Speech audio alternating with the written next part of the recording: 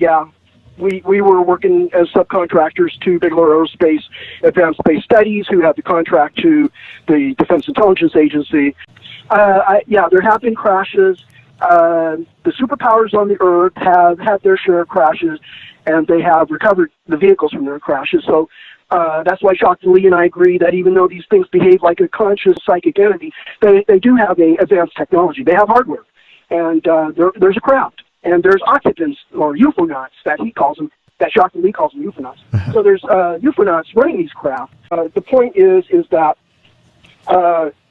these things are operating. They go way outside the envelope of our engineering and physics technologies, and I can guarantee you that no laws of physics are broken whatsoever. It's just that it's either the existing laws that we have, but we haven't extrapolated it further enough, or expanded it enough into realms or areas of phase space where we could discover new solutions to these existing physical laws, which would give us advanced propulsion and power that would produce this type of technology once you have an engineering and a manufacturing technology to create these things. So that's where we're at. And these things don't look like anything that we can manufacture on Earth, so we don't have the manufacturing or industrial technology for it. Like, for example, that's what the 38 papers that the TIA wanted in their tasking through Bigelow Aerospace Advanced Space Studies contract was to take the physics and engineering of 2009 and 2010, extrapolate it to 2050.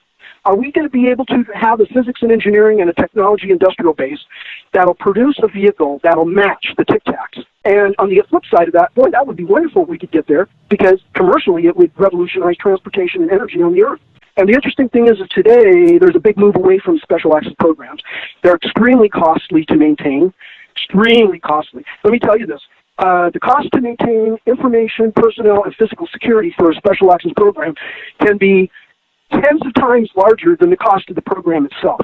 The purpose of a black program with a special access program security wrap is you've got to limit the information and exposure to the information to as few people as possible in order to produce the maximum security protection against espionage by the enemy.